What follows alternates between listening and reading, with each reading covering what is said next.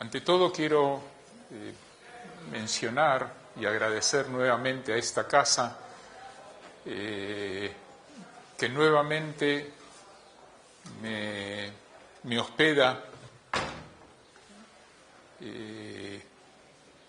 en un marco para presentar mis trabajos. En los últimos 10 años yo estoy trabajando como historiador en el tema de cónsules latinoamericanos que salvaron judíos durante la Shoah, y la primera vez que di una conferencia sobre el tema fue en castellano y fue en esta casa. Desde entonces pasaron muchos años y muchas conferencias y trabajos, y me pareció oportuno mencionarlo.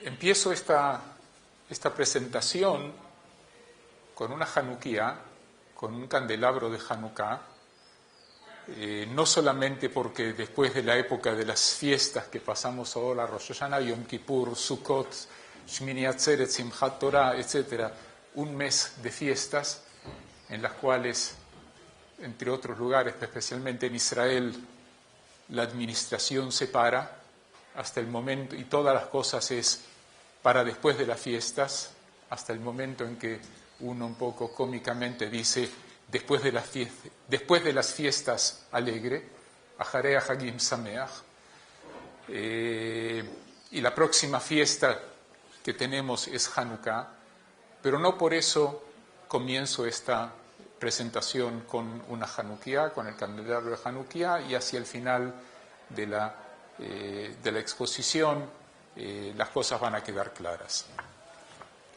El trabajo que vamos a hacer ahora, que yo voy a hacer ahora y que les pido que dialoguen, pregunten, comenten en la evolución de la exposición, porque así el tema va a ser mucho más interesante y relevante para ustedes y para todos. Vamos a trabajar sobre esta frase, que es la siguiente: la interpretación de las fuentes de la cultura nacional judía, de acuerdo a la visión judía no religiosa y humanista, es legítima, tal como lo es la vida judía plena, de acuerdo a una perspectiva que se basa en esta interpretación. Y es una frase compleja, y sobre eso vamos a analizar concepto por concepto, paso a paso. Y la primera pregunta o el primer análisis de concepto es: ¿a qué se refiere una visión no religiosa y humanista? Básicamente se refiere a que ve en el judaísmo una cultura nacional que más o menos tiene registrada en la literatura unos 3.000 años de existencia, una cultura nacional que a lo largo de los siglos fue cambiando y fue reinterpretada de generación en generación, y que hoy en día esta perspectiva de la cultura judía puede tener expresiones religiosas, pero también puede tener expresiones no religiosas. Es decir, hay una amplitud de gama de expresiones y de interpretación de las fuentes de la cultura nacional judía, y todas estas interpretaciones son legítimas. La definición que podemos utilizar cuando se habla de una expresión no religiosa se refiere a que los hombres somos soberanos sobre nosotros mismos. No hay un soberano por encima nuestro, no hay una fuerza trascendental, una fuerza superior que maneja, orienta, dirige la realidad que nosotros vivimos, una fuerza superior que tiene voluntad propia, que creó y que dirige el universo. La concepción no religiosa humanista cree que esa fuerza no existe y que nosotros, los hombres, somos soberanos sobre nuestro presente y tenemos la obligación de asumir la responsabilidad respecto al futuro. Y esa responsabilidad la asumimos frente a otros seres humanos, frente a nuestros congéneres. Y no hay una fuerza superior que maneje, que dirige, ni a quien rendir cuentas. Esa es la base de esta concepción. El segundo concepto que hay que analizar, que sugiero analizar, es el de cultura nacional. La cultura nacional judía se la puede considerar desde diversas perspectivas, pero generalmente se la ve como una civilización o como una cultura nacional que se basa en fuentes que se fueron creando y desarrollando a lo largo de los siglos,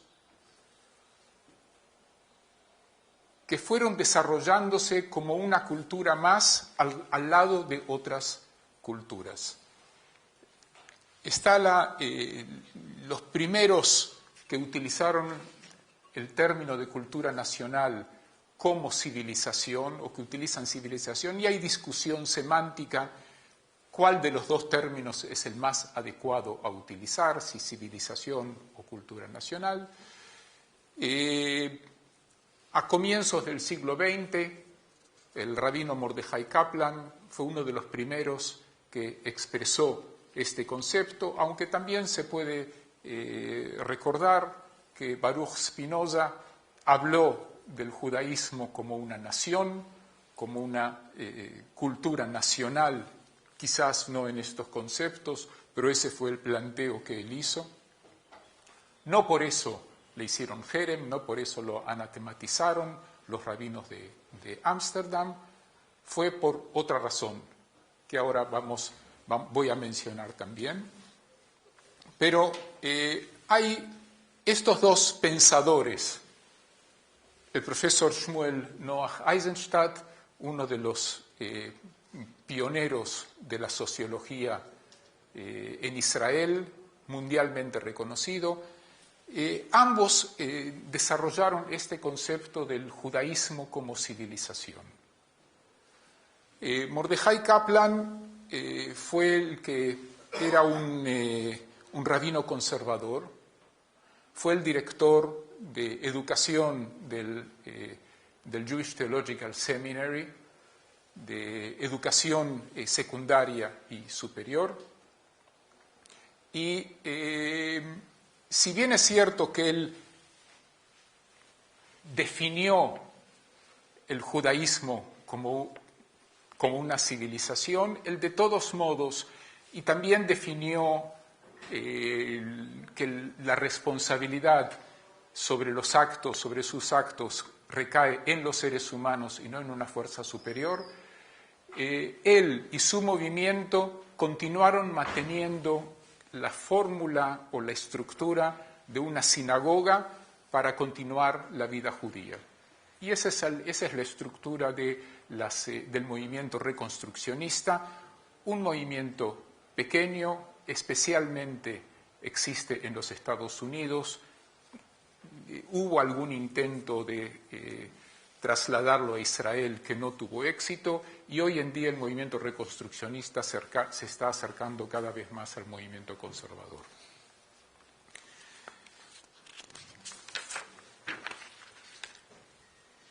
En esta visión, ustedes dirán, ok, el judaísmo es una cultura nacional. ¿Qué es esta perspectiva no religiosa? ¿Qué clase de judíos son estos que interpretan al judaísmo como una cultura desde una perspectiva no religiosa. Y yo quiero ofrecer una cantidad, un breve análisis, una cierta categorización de quiénes son las diversas posiciones, cómo es que viven, una cierta categorización de estos judíos, que su interpretación del judaísmo es no religiosa.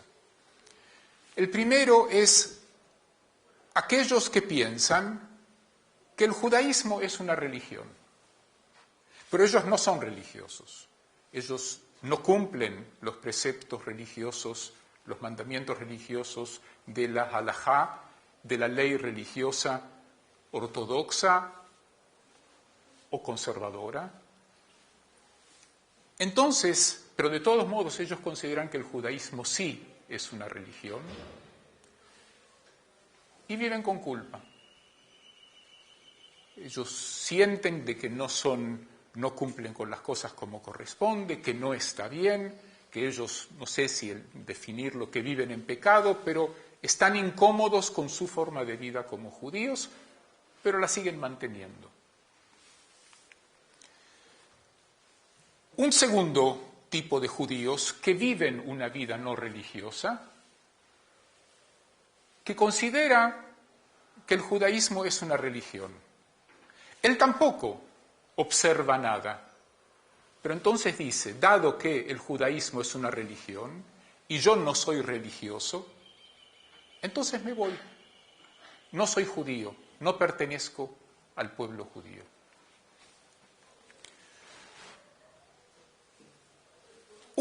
Otro judío que tampoco cumple con los preceptos religiosos, es el que considera que el judaísmo es una cultura. No solo una religión, por supuesto, todos los que consideran que el judaísmo es una cultura no niegan que hay otras versiones. ¿Ok? Pero él dice, sí, realmente yo pienso que el judaísmo es una cultura amplia, mi visión del judaísmo es una cultura, yo me siento judío. Punto. Más que eso, él no hace nada. La cuarta versión es la del judaísmo, del judío que ve en el judaísmo una cultura, pero él quiere vivir su judaísmo en forma activa de acuerdo a su interpretación del judaísmo.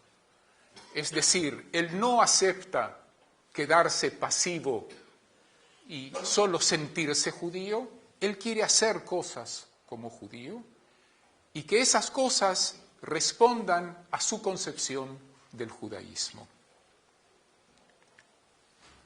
Y por lo tanto, él, como dice acá la última palabra, reinterpreta y vive su judaísmo.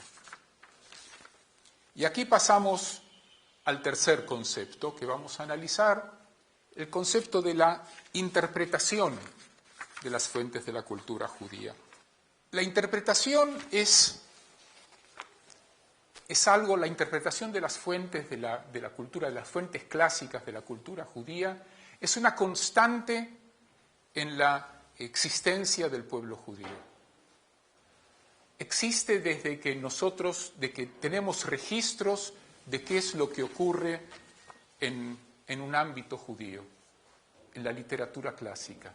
Es decir, a partir de la creación de la escritura del Pentateuco, nosotros tenemos constantemente testimonios de que hay una constante reinterpretación, hay un constante cambio sobre cuáles son los fundamentos y cuáles son las leyes o los preceptos o las reglas que se debe cumplir para jugar este juego que se llama judaísmo. El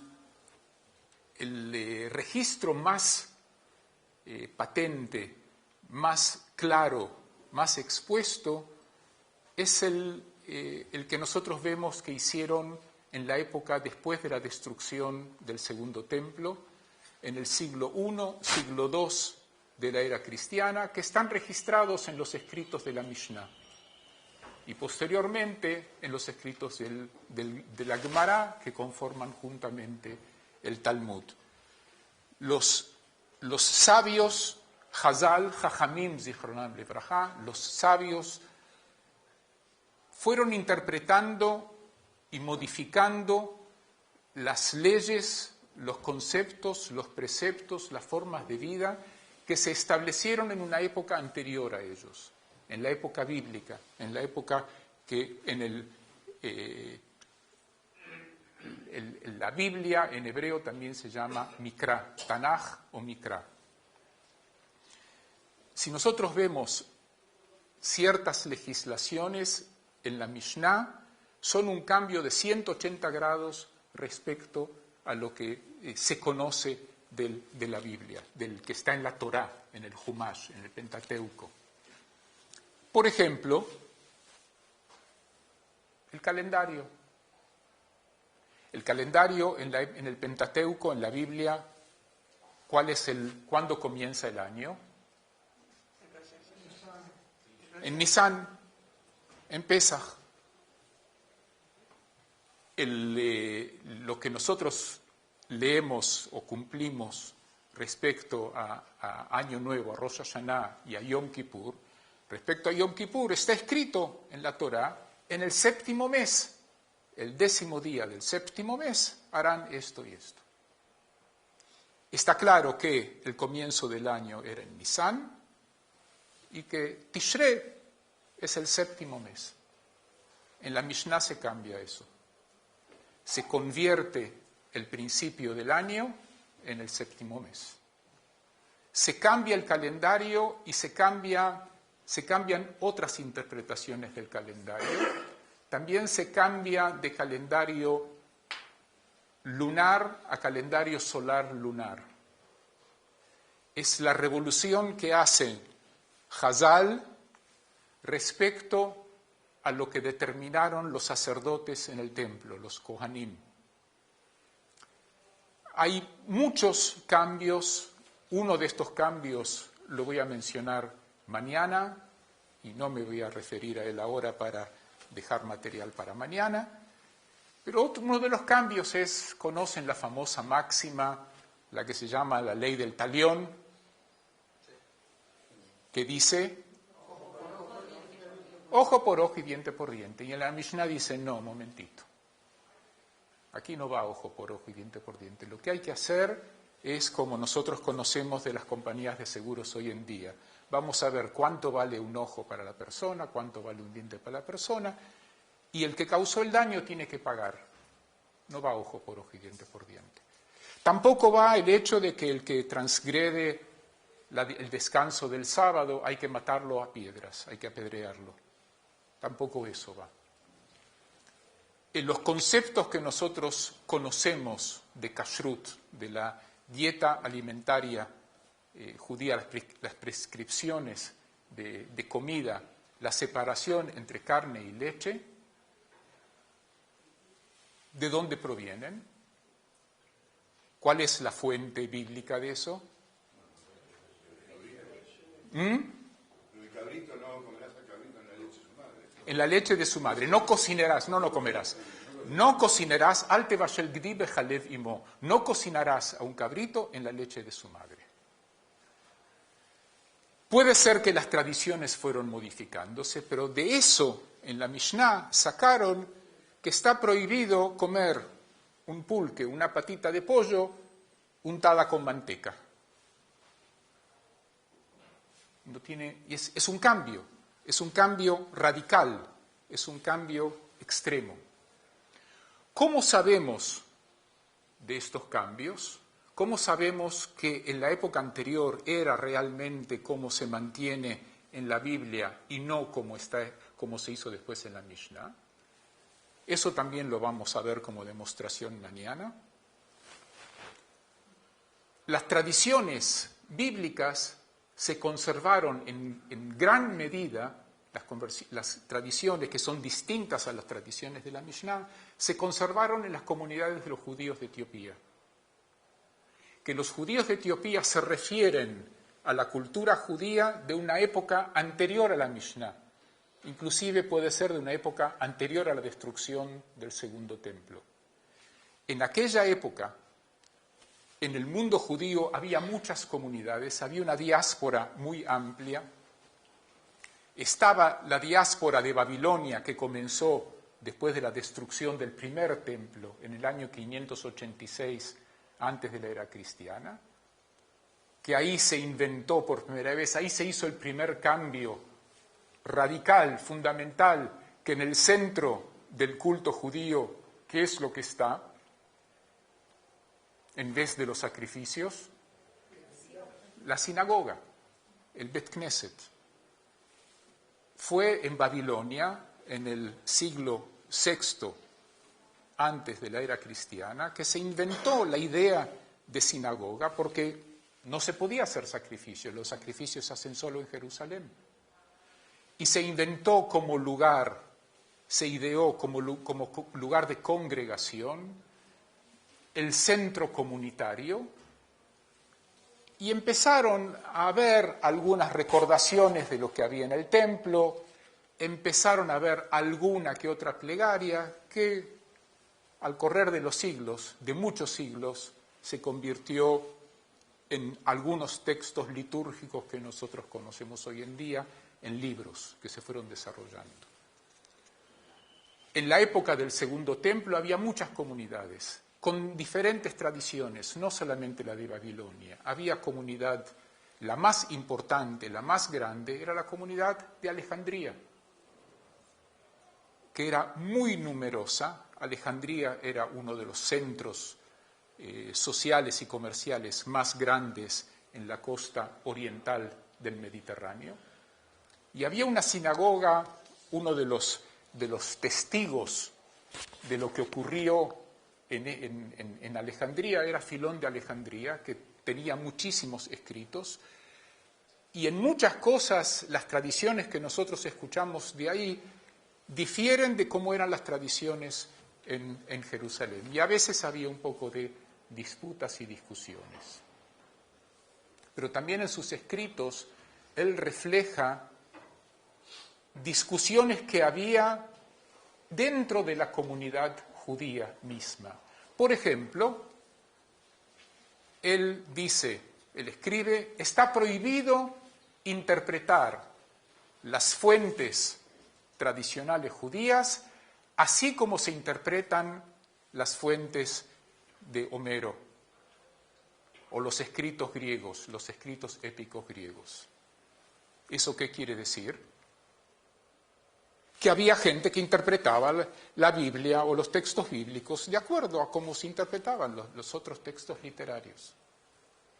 Es decir, que había esta discusión, que había este debate, que había una diversidad de posiciones y de una divergencia en las interpretaciones de las fuentes. La pregunta que yo hago aquí es, ¿cuándo se interrumpió la reinterpretación? Y les pregunto a ustedes, ¿cuándo se interrumpió la reinterpretación? Por aquí escuchen, nunca, es cierto, nunca. Constantemente, es una de las constantes de la cultura judía y en mi opinión, pero en la opinión de gente mucho más inteligente e importante que yo, uno de los secretos del hecho que el pueblo judío y la cultura judía se mantuvo a lo largo de tantos siglos, y quizás es una de las únicas culturas que entonces existían, todavía sigue existiendo y todavía se sigue hablando el idioma, y nuestros chicos en Israel siguen hablando de una manera mejor o peor, modificada o no modificada, pero siguen hablando el mismo idioma en que se escribió hace 30 siglos, empezaron a escribirse hace 30 siglos las fuentes clásicas nuestras, y no hay un caso similar.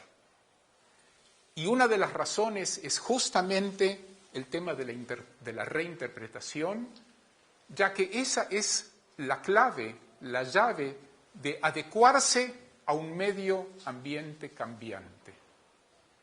Esta capacidad de ir cambiando, de ir adecuándose, es, a nuestro modo de ver, la clave de esta posibilidad de seguir una cultura en forma vibrante. Un pequeño comentario al respecto a la reinterpretación. De todos modos, ¿de dónde surge esta idea de finalizar la reinterpretación? Ocurrió que en el pasado, más o menos hace 200 años menos unos 20 o 30, es decir, ahí por los años 30 del siglo XIX, como reacción a la reforma en el judaísmo, en el culto judío, que se desarrolló en el centro de Europa, el movimiento que nosotros conocemos, el movimiento reformista, como reacción a eso surgió lo que nosotros conocemos hoy en día como el movimiento ortodoxo. Ortodoxo significa camino recto. El movimiento ortodoxo, la idea de una ortodoxia, de una no reinterpretación o una no modificación de la cultura judía, surge como reacción a la posición de la Reforma que dice: tenemos que adecuar nuestra forma de vida al medio ambiente que nos acepta, que nos da igualdad de derechos, a la sociedad en la cual nosotros queremos incorporarnos. Uno de los primeros que hace el llamado es Hatam Sofer, un rabino de Alemania, que dice: Hadash Asur Minatorah. Toma un versículo, y esa es una metodología muy conocida dentro del análisis y de la discusión rabínica en la Mishnah y en la Gemara y posteriormente. Toma un versículo que se refiere a la agricultura, es decir, a la utilización, no a la agricultura, a la utilización de cereales para traer al templo. Hadash Asur Minatorah, lo nuevo se refiere a granos, los granos nuevos están prohibidos de acuerdo a la Torá, que se refiere a otra cosa, y lo aplica a lo que él quiere ahora. Y eso es una metodología muy conocida. Tomar un versículo y aplicarlo a otra cosa que no tiene nada que ver. Pero, en cierto modo, tener el prestigio de que es un versículo de la Biblia. Y él dice: la innovación está prohibida por la Torá. Contra él después hay un nuevo cambio, digamos, lo que nosotros conocemos hoy en día de Haredim, que son los ultraortodoxos, provienen de ahí.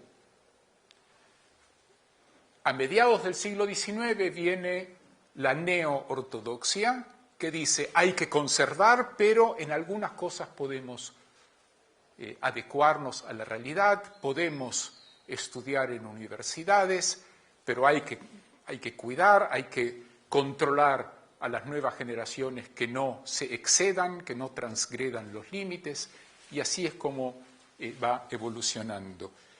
El concepto de no innovación en gran medida surge de ahí. Porque ¿qué es lo que decían los Jajamim en la Mishnah y en la Gemara? Ellos no decían no innovar, pero ellos decían: solamente nuestra interpretación es la legítima. Ninguna otra interpretación no es legítima. Y lo que yo digo no es una paráfrasis, no es una fantasía, está escrito con estas palabras. Y aquel que interpreta las fuentes no de acuerdo a nuestras interpretaciones está fuera de nuestro campamento. No se lo puede aceptar, hay que excomulgarlo, hay que echarlo. Inclusive se llega a decir los epicúreos que dicen que el mundo es algo automático que gira por sí mismo y que el devenir de lo que ocurre en el mundo es algo independiente de una fuerza superior, que esa es parte de las enseñanzas del filósofo Epicurus. Él dice, en el Talmud dice, aquellos que piensan eso, hay que matarlos. Entre paréntesis, ustedes seguramente conocen, y si no, se los presento, el término apicoires, que se mantuvo, o apicorós. Apicorós se mantuvo en el Talmud. Y en el Yiddish se lo utiliza con el término ese, y es el término más o menos equivalente a hereje. Somos la única cultura que mantuvo la memoria del filósofo epicúreo vigente hasta el día de hoy. También Maimónides dice que a los epicúreos, no hay que matarlos, pero no está mal si se los coloca en una situación en la cual estén en vida, su vida esté en peligro y nosotros no tenemos que ayudarlos a salvarse. Son cosas que están escritas. Es decir, la pelea no es que no tiene que haber reinterpretación, sino solamente la reinterpretación aceptada por un grupo determinado, esa es la legítima. ¿Y de qué hablamos cuando hablamos de interpretación no religiosa humanista?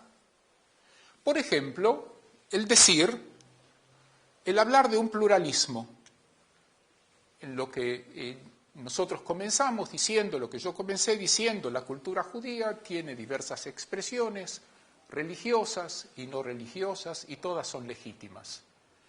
Esta percepción es una percepción pluralista, que se basa en el versículo de Habacuc, que dice, del profeta Habacuc, uno de los 12 profetas menores, capítulo 2, versículo 4, Tzadik bemunato yihye, el justo vivirá según su creencia. A mí me gusta especialmente este versículo porque generalmente se utiliza el término ish bemunato yihye. Cada hombre vivirá de acuerdo a su fe. A mí mucho eso no me gusta porque hay muchos hombres que valdría la pena de que no vivan por su ideología, por lo que hacen a otros hombres, porque son asesinos, porque son malvados, porque son discriminadores, etcétera, etcétera. Por eso yo prefiero utilizar lo que nuestro profeta Habacuc decía. Y un segundo concepto que también lo tomamos de aquella época, de una época posterior a la de Habacuc, que hoy en día en gran medida ya es un concepto bastante generalizado, de Aleja Sanil le Haverja lo Ta'avid, que es un concepto que el rabino Hillel, el sabio Hillel del siglo II de la era cristiana, uno de los sabios cuyos escritos están en la Mishnah y en la Gemara, sus enseñanzas, él decía, no hagas a los demás lo que es odioso para ti. De acuerdo a los investigadores que que buscaron en diversas culturas este concepto, está aquí en nuestra cultura y en la cultura o enseñanzas de Confucio. No está en otro lado. Es el respeto al prójimo y no hacer a los demás lo que es odioso para uno mismo. Estos, por ejemplo, son fundamentos de lo que nosotros decimos, fundamentos de la cultura judía, y que de acuerdo a esto hay que ir desarrollando.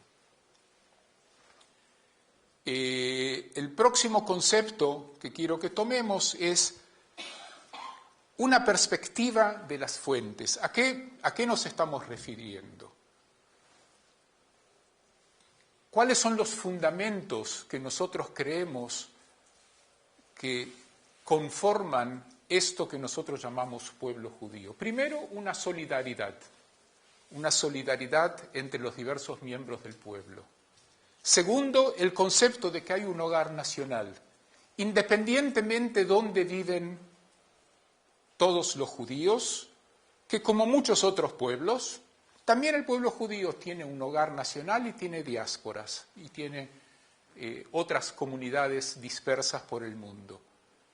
Pero que la aspiración es a que estas comunidades vean a un territorio determinado, hoy en día felizmente a un ente político soberano determinado, un hogar nacional, espiritual, para algunos político, para otros cultural, pero un hogar en el cual hay una mayor atención a la cultura del pueblo, al desarrollo del pueblo, y hacia el cual pueden dirigirse, orientarse de las diásporas, pidiendo o teniendo una relación cultural, yo diría también familiar.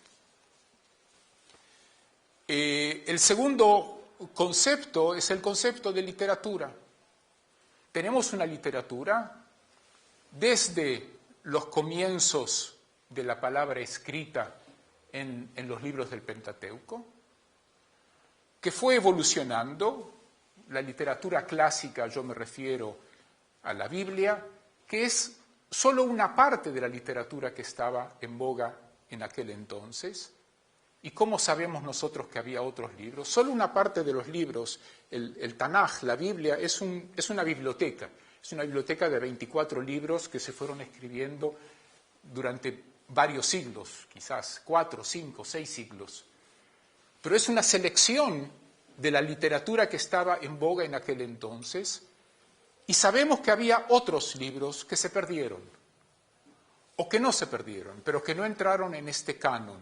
Por ejemplo, nosotros sabemos que en la época de los helénicos, del gobierno de los Ptolomeos en Egipto, en el siglo II, es decir, después de Alejandro Magno, la división del imperio helénico, en esa época se empezó a crear la comunidad de Alejandría.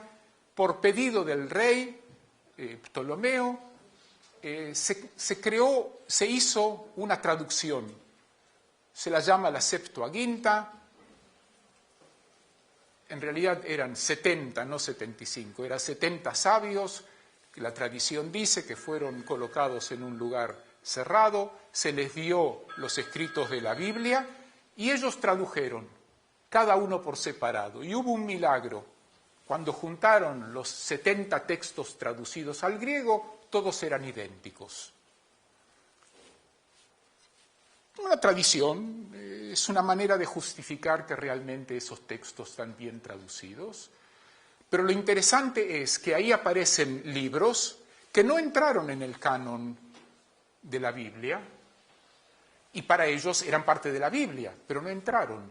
Como sabemos, esos textos bíblicos fueron aceptados por algunas partes del pueblo judío, que después fueron evolucionando y se convirtieron en la iglesia cristiana y más adelante la iglesia cristiana católica.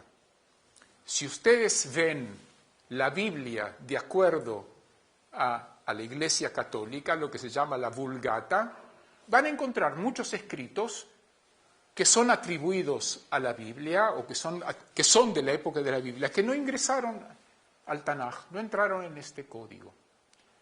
Y sabemos también de otros libros que existían, porque hay mención en los libros del Tanaj, en los libros mismos. Por ejemplo, así como hay libros de historia, el libro de historia, Sefer Melahim, el libro de Reyes, que es la historia de los reyes del reino de Judá, ahí se menciona también el libro de historia de los reyes de Israel, que son otros libros que no perduraron.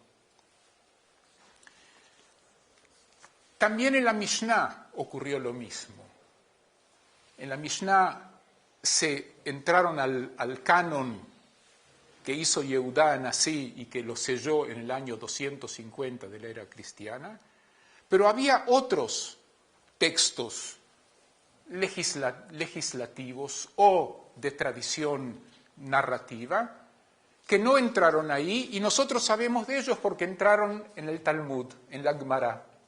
Hay referencia a ellos en la Gemara, es decir, no entraron en el canon. Es decir, ¿por qué cuento todo esto? Además que me parece que es interesante saberlo, porque esto nos refleja que hay una literatura muy amplia, mucho más amplia de lo que nosotros recibimos como canon, y que también esa literatura era literatura hebrea, era literatura judía.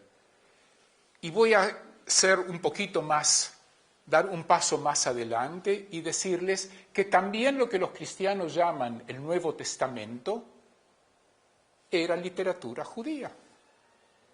Hasta el momento en que los descendientes o los alumnos o los evangelistas o lo que sea del mensaje que dio Jesús a los judíos, hasta el momento en que ellos empezaron a difundirlo y a modificar los mensajes de Jesús para que sean aceptados por los no judíos, eso era literatura judía, proper, exclusiva, ya que estaba claro que Jesús hablaba solamente a judíos, él no se refería a no judíos.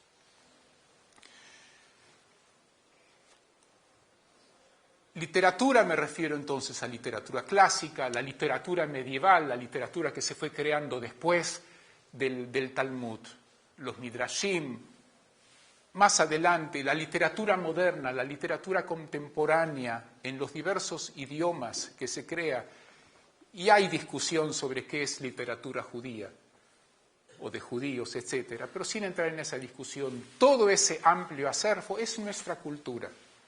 Los idiomas, los diversos idiomas judíos. Hoy en día el idioma judío más fuerte es el inglés.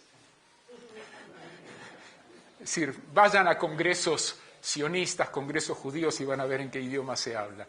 Pero es cierto, es decir, el idioma de nuestras fuentes es el hebreo y es el idioma que más se habla y que en América Latina todavía tiene su presencia determinada, pequeña, pero todavía se mantiene, es el hebreo. Otros idiomas judíos que existían hoy en día ya no son idiomas corrientes, son idiomas que se estudian.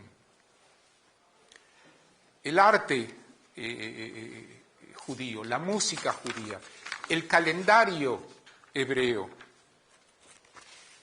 todo esto y los eventos de la vida personal, todo esto son los elementos de esta cultura judía que aquel judío que quiere vivir de acuerdo a ella tiene el pleno derecho, no voy a decir la obligación, pero sería importante que reinterpretarlos de acuerdo a cómo ellos viven, de acuerdo a sus concepciones, para que toda esta cultura sea relevante y no algo que está allá al costado que a mí no me dice nada.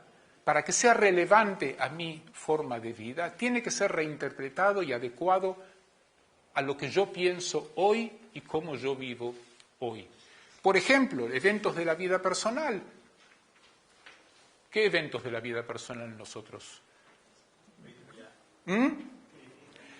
Ceremonias de nacimiento, también de las niñas, bar o bat mitzvah, la ceremonia de transición, de madurez, los casamientos y las ceremonias que se hacen para despedirse de alguien que murió y cómo se vive el duelo recordando a estas personas.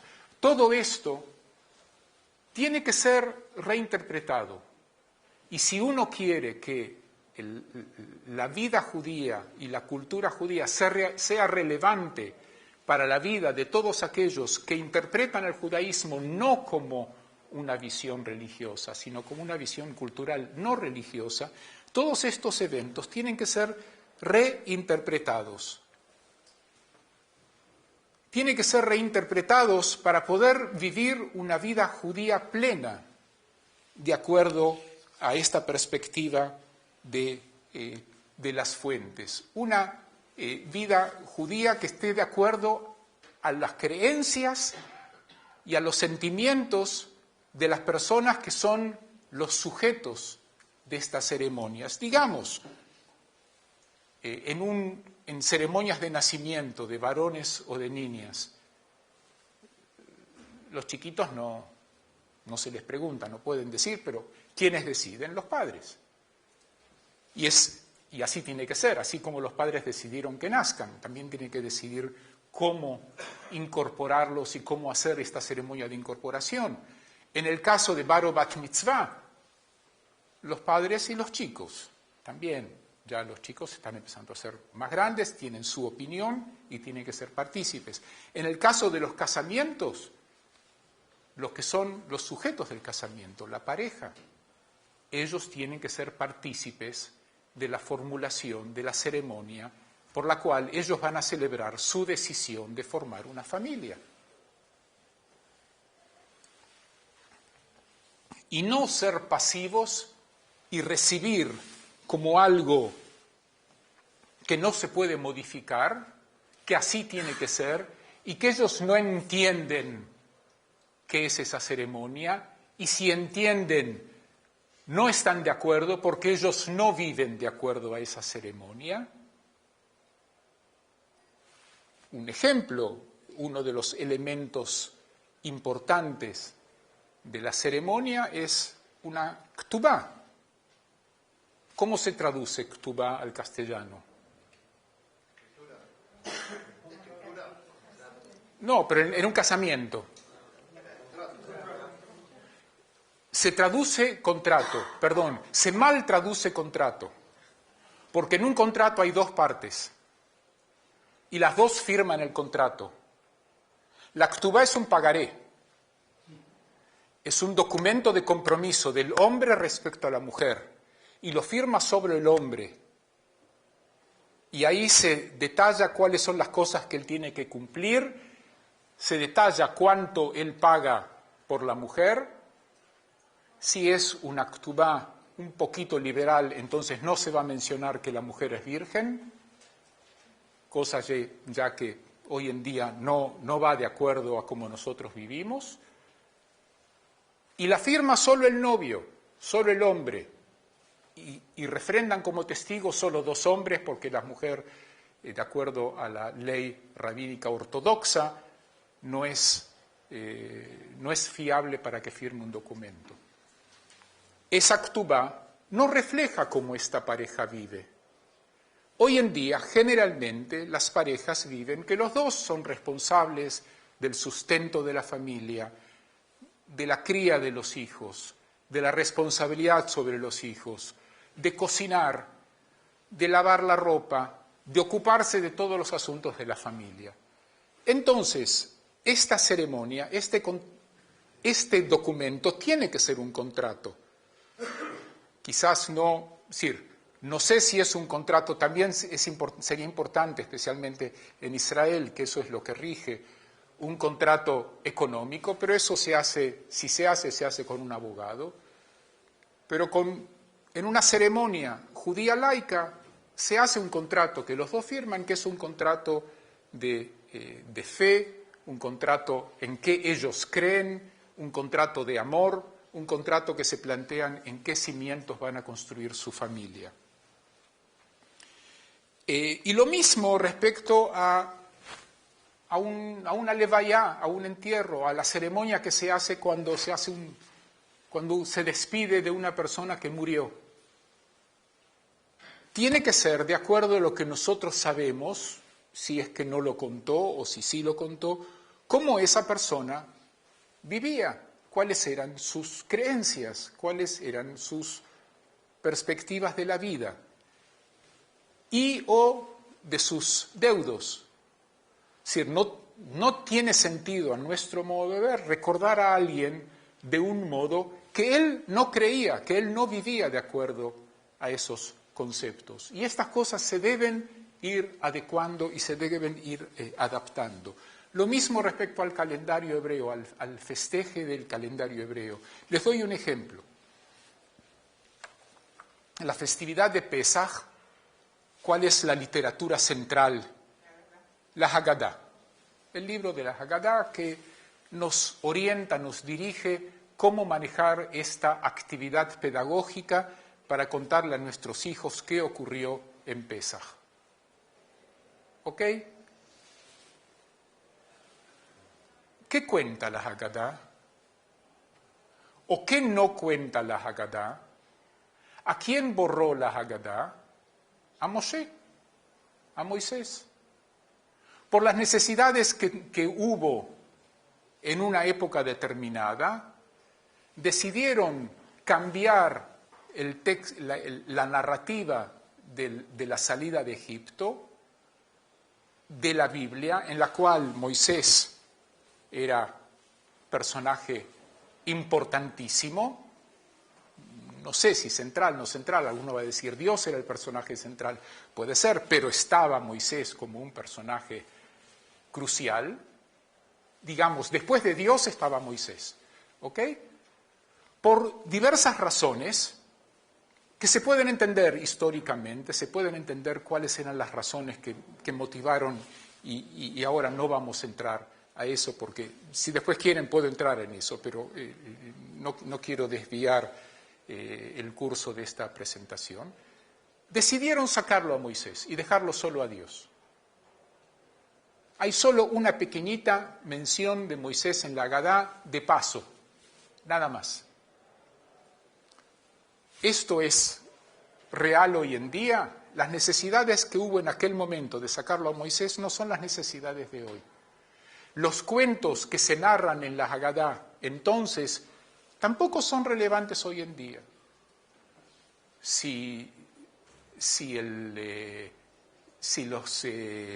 Las plagas de Egipto fueron 10, fueron 50, fueron 100 sobre el mar o no sobre el mar. Puede ser de que eran pilpulim, que eran interpretaciones que en aquella época eran relevantes, eran importantes y tenían su función. Hoy en día son aburridas, son irrelevantes. Y cuando uno quiere leer una Haggadah y lee eso, es difícil entender para qué, por qué.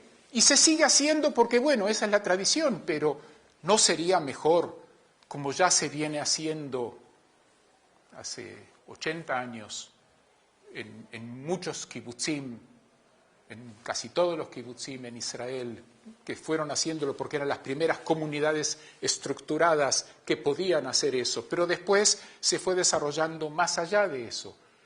Hoy en día, en muchísimos lugares, también en el Río de la Plata, se hace un segundo seder, un tercer seder, corrientes ideológicas sionistas redactan una nueva Haggadah.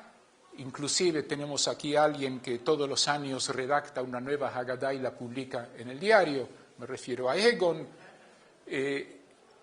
Eso es hacer que Pesaj sea relevante a nuestra realidad. Y entonces yo soy parte de eso. Si eso no es relevante, es algo externo a mí. Y si es externo a mí, ¿por qué yo tengo que tener interés en eso? En realidad, esta palabra, lo que yo dije ahora, es eso, es sentirse parte del pueblo judío, porque lo que yo estoy leyendo, yo soy parte de eso. Lo que yo estoy haciendo es algo relevante para mí.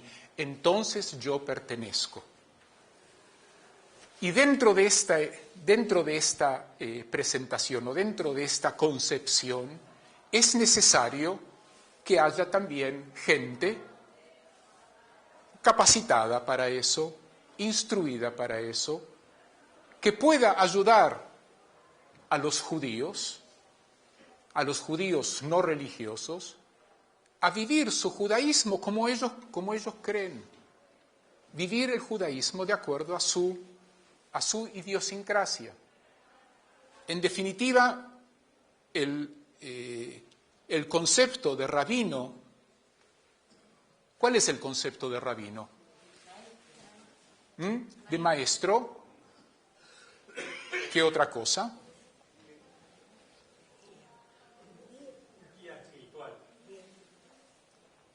¿Es un guía espiritual de qué corriente?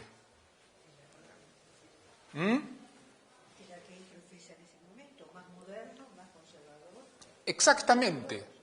Es un guía espiritual o un organizador comunitario que organiza a la comunidad y le ayuda a los judíos a vivir su judaísmo de acuerdo a su interpretación. Si nosotros vemos en la amplia gama de las corrientes religiosas, que son muchísimas, interpretaciones religiosas del judaísmo, cada una de las corrientes tiene un rabino distinto a los demás, que tiene una capacitación distinta o que tiene una ideología distinta de acuerdo a las necesidades de la comunidad. Y la comunidad elige al rabino de acuerdo a sus necesidades y no al revés. Una comunidad, cuando busca un rabino, ¿qué hace? ¿Se informa de qué? No, pero digamos, una comunidad ya tiene una corriente determinada. Los miembros de la comunidad saben exactamente quiénes son. ¿Cómo consiguen un rabino? Digamos, dicho sea de paso, una comunidad no necesita de rabino para poder existir. El rabino es un funcionario que les ayuda en la organización de la comunidad. Pero ¿cómo una comunidad acepta un rabino, recibe un rabino? La comunidad lo elige. La comunidad hace una licitación. Presentan o llama a ciertos rabinos de acuerdo a lo que conocen y que le recomendaron, o hace una licitación, se presentan rabinos, una comisión de la comunidad los entrevista y la comunidad elige al rabino que se adecua a su modo de ver. Por lo tanto, una comunidad no religiosa humanista también tiene que tener un rabino que se adecue a su ideología, a su perspectiva del mundo. Si no, le resulta difícil organizarse y vivir como ellos creen y quieren, o tienen que mentirse, tienen que engañarse a sí mismos y a sus hijos y aceptar las expresiones de la cultura que no se adecuan a cómo ellos piensan. Por ejemplo, una comunidad que la mayoría son no religiosos, pero colocan un rabino religioso porque alguien tiene que observar. Digamos, aquí nosotros también tenemos algo que está muy difundido en el pueblo judío y es la influencia de los esquemas comunitarios cristianos sobre el judaísmo. Por ejemplo, ¿por qué digo eso?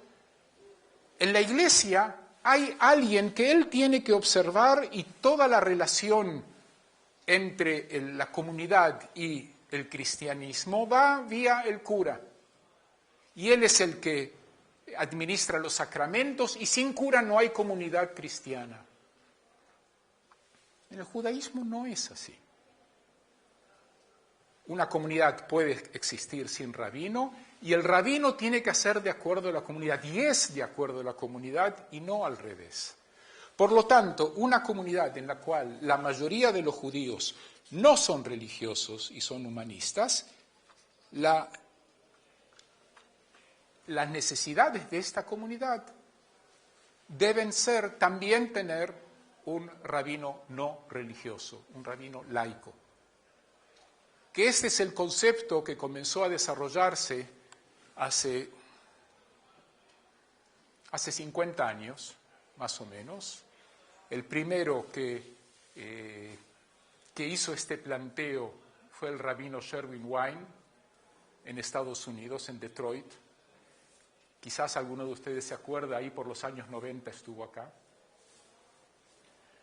Y que él dijo, yo soy rabino, era rabino reformista, yo soy rabino, para mí la cultura judía es básica y fundamental, yo no creo en Dios, y yo creo que el judaísmo es una cultura y no una religión. Dicho sea de paso, el concepto de judaísmo como religión es un invento del siglo XIX, por un lado de los reformistas de nuestro lado y por otro lado de los estados europeos que al otorgar la emancipación, es decir, la igualdad de derechos a los judíos en Europa, les dijeron, ok, ustedes van a tener igualdad de derechos, pero ustedes dejan de jugar el jueguito de ser pueblo. Ustedes aquí van a ser franceses de religión judía, así como los cristianos son franceses de religión cristiana. Y en Alemania lo mismo, y en Italia lo mismo, y en Rusia un poco después lo mismo. Y los judíos aceptaron eso. Puedo hacer un minuto, voy a dedicarle a esto. El movimiento sionista y Theodor Herzl salió contra esto, diciendo no, los judíos no somos solo una religión, los judíos somos un pueblo. Herzl escribió en su libro El estado de los judíos, escribió, hay que curar al pueblo judío de la enfermedad que se cree a sí mismo religión. Los judíos somos nación. Por lo tanto, el concepto este de judaísmo-religión es un concepto extraño. Antes de la emancipación estaba claro que el judaísmo es una nación cuyas expresiones en aquel entonces, cuando la mayoría de la gente tenía una perspectiva religiosa, era religiosa. Hoy en día, cuando gran parte de los judíos no tienen perspectiva religiosa y sí quieren el judaísmo y sí se sienten parte, es importante desarrollar esto fundamentalmente para que quieran seguir quedándose en el marco del pueblo judío como algo relevante para ellos. O como a veces en nuestro slang, en nuestra jerga, decimos, para que no haya asimilación.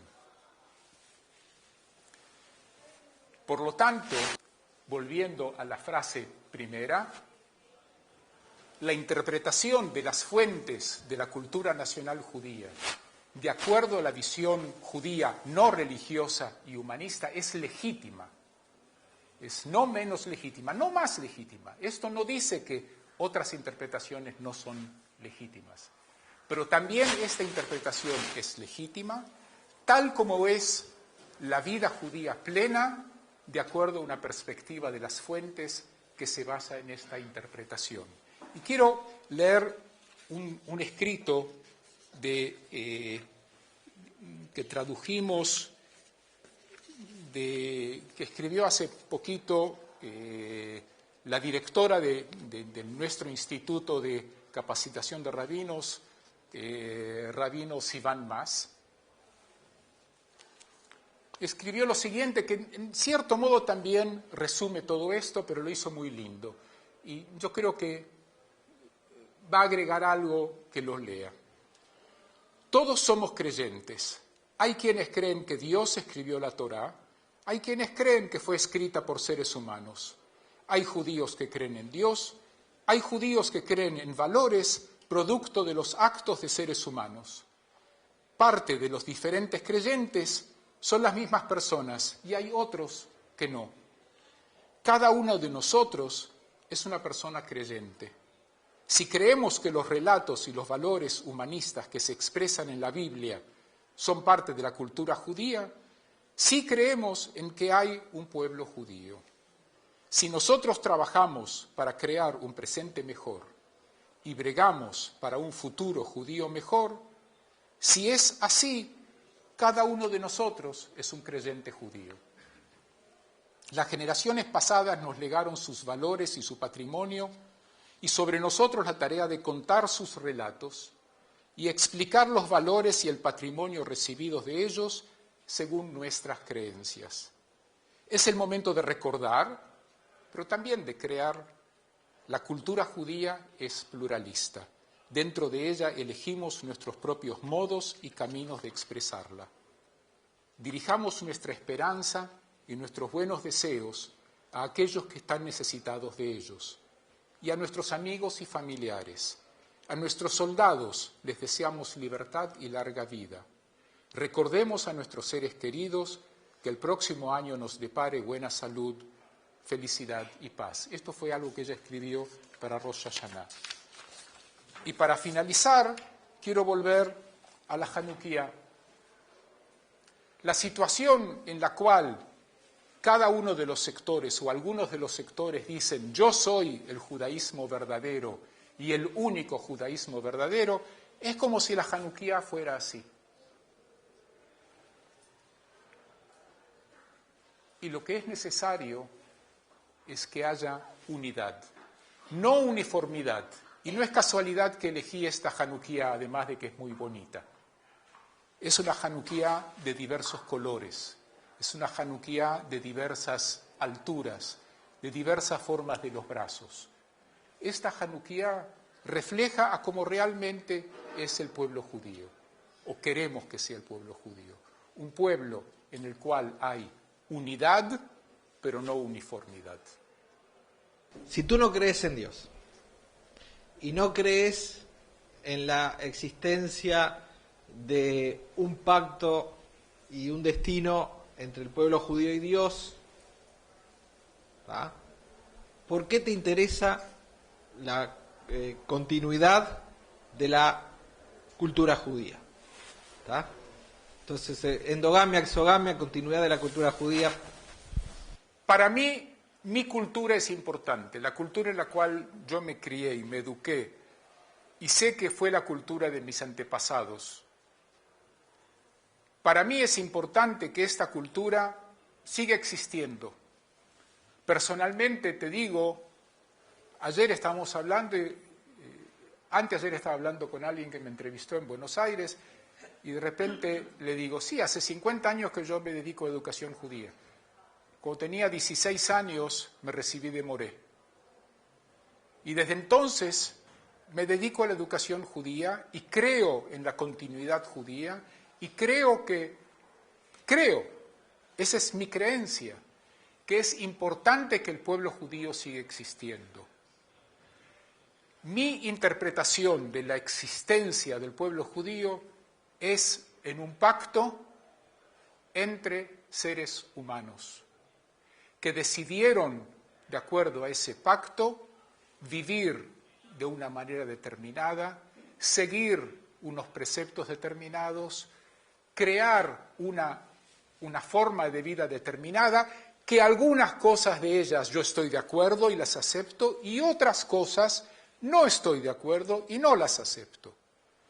Y todo a lo largo de la historia de mi pueblo ocurrió lo mismo, y antes lo planteé. Hubo cosas que se aceptaron y cosas que se rechazaron. Y puede ser de que estas cosas algunos rechazan y otros las aceptan y viceversa. Pero la importancia que tiene esto para mí no depende de un pacto con un ser supremo, sino es un pacto entre nosotros, entre hombres. Porque esta creación literaria, cultural, histórica, fue hecha por hombres. Y a mí no me parece relevante venir y decir yo creo que Dios existe o yo creo que Dios no existe. ¿Por qué es irrelevante a esto? Una vez le preguntaron a Yeshayahu Leibovich, profesor Yeshayahu Leibovich, israelí de origen de Yeke, de origen de Alemania, un genio. Tenía 2 doctorados, era médico, doctor en biología, tenía muchos otros títulos, realmente era un filósofo, era un genio, y un genio que le gustaba provocar y muy controvertido en Israel. Y él era religioso, muy religioso. Él decía, un judío tiene que cumplir las leyes que están escritas en la Torá, y las después, las de la Mishnah, etcétera, etcétera. Tenía que cumplir las mitzvot. Entonces un periodista le dice, profesor Leibovich, ¿usted cree en Dios? ¿Qué pregunta estúpida me haces? ¿Qué tiene que ver? Lo importante es que hay que cumplir las mitzvot. Si él decía eso, ¿quién soy yo para pensar otra cosa, no?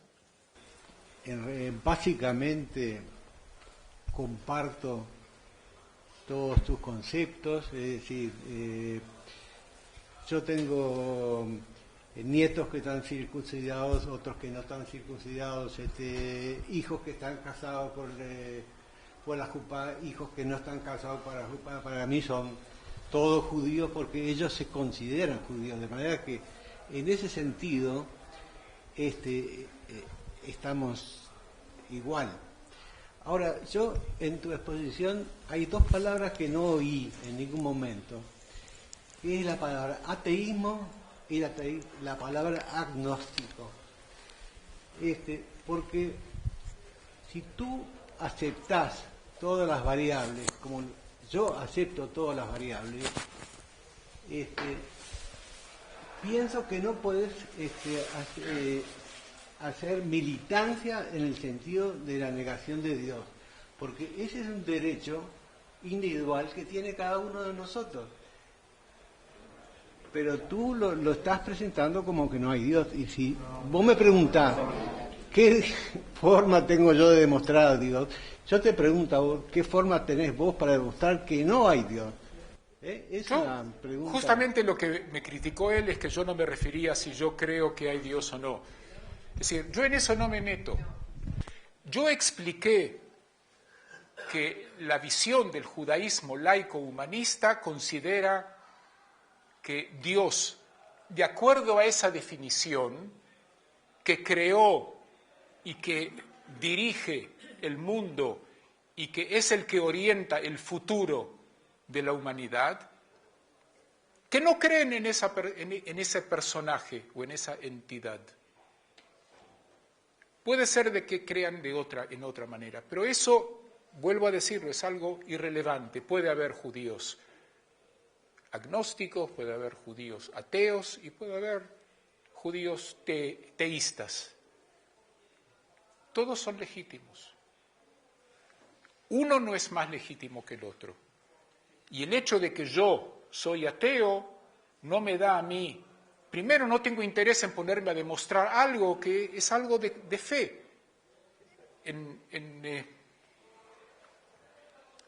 Shacharit, en todas las oraciones que se dicen de acuerdo al Sidur, de acuerdo al libro de plegarias, después de decir Kriyat Shema, se dice Emet ve'emunah kol zot.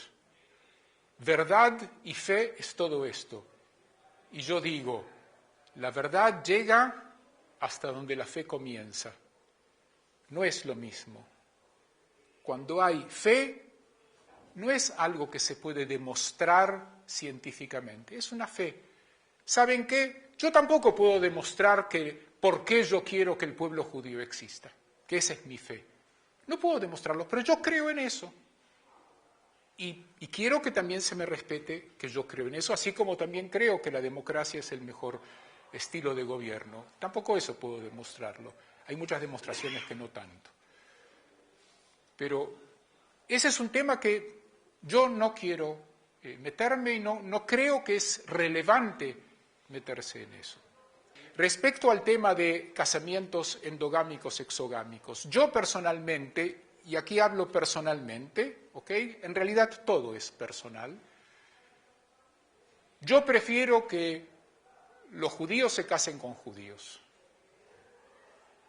Hoy en día, la realidad, y eso lo vamos a ver mañana, voy a traer estadísticas, indica que no, que eso no ocurre, que un gran porcentaje de judíos se casan con no judíos.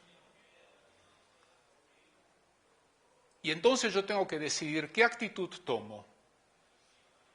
¿Los rechazo? ¿Los considero muertos? ¿Los excluyo o los incluyo? Y los acerco y los abrazo y le hago sentir que la cultura judía es agradable e inclusiva y acerca.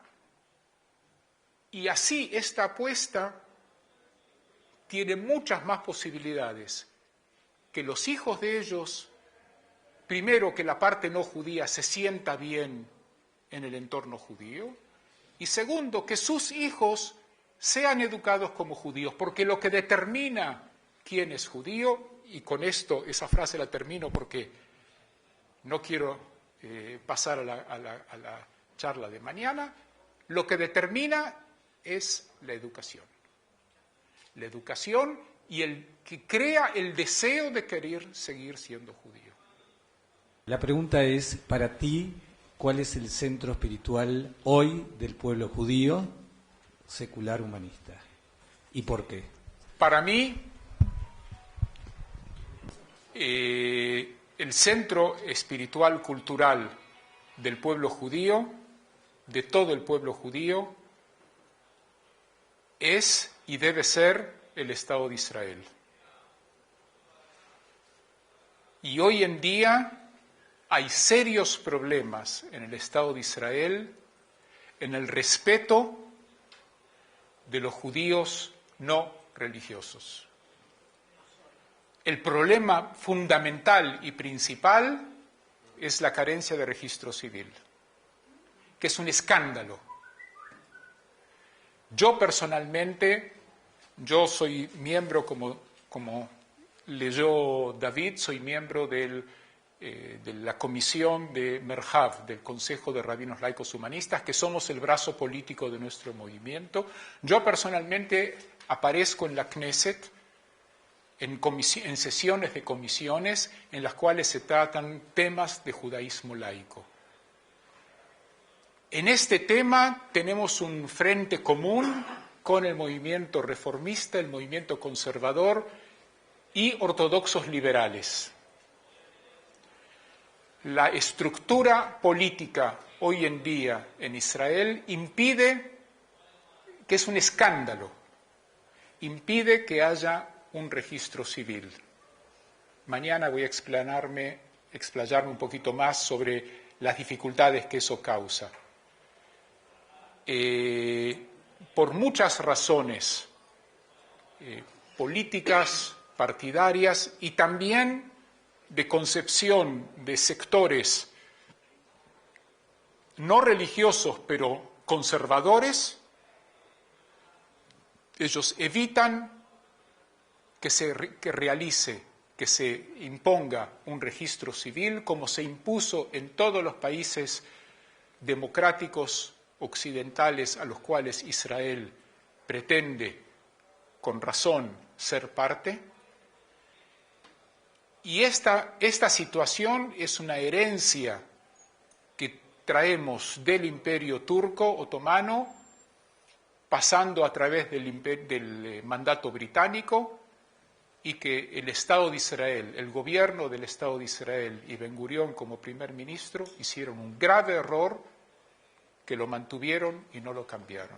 Y se dejaron influir por los intentos de atemorizar al pueblo judío, que va a haber una división dentro del pueblo judío si hay un registro civil y no todos los movimientos civiles son manejados por la Iglesia judía. Pero esa es la realidad. Ese es uno de los problemas importantes de Israel como líder espiritual o como centro cultural judío, centro cultural del pueblo judío.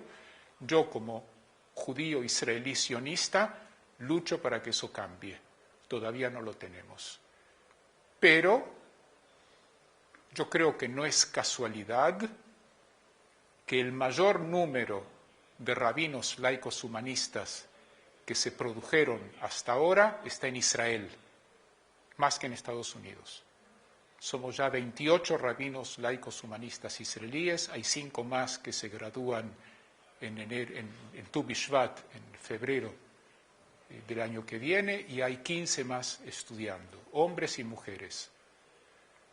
Hoy en día somos mucho más de lo que se formaron en Estados Unidos. Y yo creo que no es casualidad que en estos momentos está hablando delante de ustedes un rabino laico humanista israelí.